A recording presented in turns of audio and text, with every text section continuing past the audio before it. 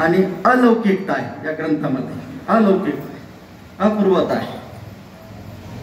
बाप किराणा दुकान चालवतो आणि पोरांना देखील तेच करणं, यात काही विशेष नाही.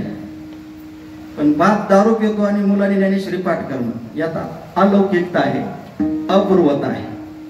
याला म्हणतात अपूर्वता. ज्या घरामध्ये वारकरीच नाही आणि अशा घरात ज्ञानेश्वरी पाठ करणारा जन्माला आला, त्याला अपूर्वता म्हणतात. अशीच अपूर्वता या ग्रंथात आहे.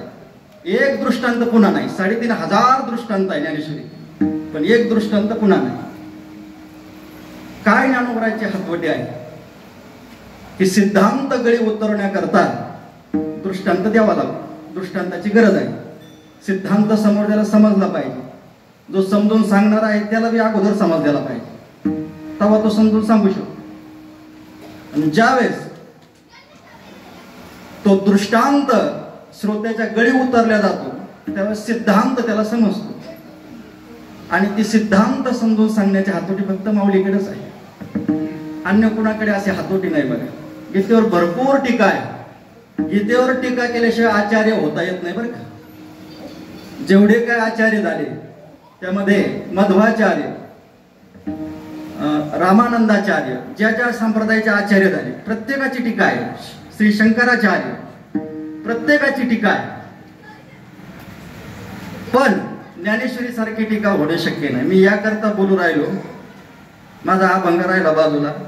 तुम्ही पारायणाला जे बसलेले आहे त्यांच्या चरणावर मी मस्तक का ठेवू राहिलो, त्याचं कारण आहे की आपण ज्ञानेश्वरीचे पारायण करू राहिले. काय आपलं परम भाग्य आहे की आपण माऊली नंतर, तुकोबाराय नंतर, एकनाथ महाराज नंतर आपण जन्माला आलो. हे आपलं परम भाग्य आहे. जर त्यांच्या अगोदर आलो असतो तर हे ग्रंथ आपल्या हातीच पडले नसते, हे ग्रंथ आपल्याला माहितीच झाले नसते. असे जगत कल्याणाकरता, जगत उद्धाराकरता जे ग्रंथ निर्माण झालेले आहे ते आपलं वैभव आहे.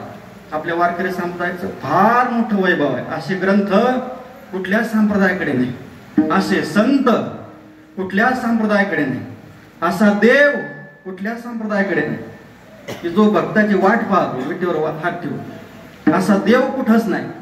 तीर्थक्षेत्र पंढरपूर, आळंदी, देहू, पैठण हे आपले 4 धाम आहे महाराष्ट्रात.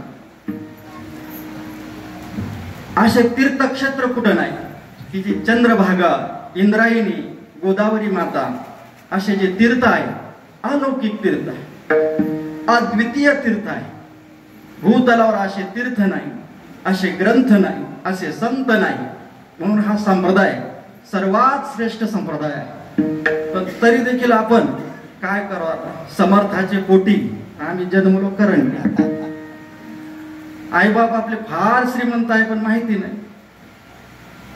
ज्या आईबापाने आपल्यासाठी एवढं धन कमवून ठेवलं त्या धनावर बसून आपण उपाशी राहतो. आणि मग इकडे तिकडे कुठं कुंडलीने जागा करायला पड, कुठं काय, आता काय काय सांगा तुम्ही. ज्ञानेश्वरीचा 6वा अध्याय वाचा, मग तुम्हाला कळेल कुंडलीने कशी जागृत करावं. हे काय एवढं सोपं आहे का? डायरेक्ट कुंडलीने जागृत करायची ना, शम नाही, दम नाही, म्हणजे इंद्रिय ताब्यात नाही, आणि डायरेक्ट कुंडलीने जागृत करायची. अहो, हे ज्ञानोबराय म्हणतात जितेंद्रियासीची घडे चकार लावलेला आहे. हे जी योगाची साधना आहे ना, जितेंद्रियासीची घडे योग्यता अवश्य. योग्यता कोणाची आहे? जो जितेंद्रिय आहे, ज्याचे इंद्रिय ताब्यात आहे. आणि इंद्रिय ताब्यात नाही डायरेक्ट कुंडलीने जागृत करू राहिले. किती अवघड आहे. कोणाच्या मागं लागतात, काही करतात. आपला जे वैभव आहे, असा संप्रदाय, अशी साधना, अशी परंपरा, अलौकिक साधना आहे. काय साधना आहे महाराज? पहाटे उठल्यापासून काकडा, उठल्या उठल्या आपल्याला काकडा दिला संतांनी.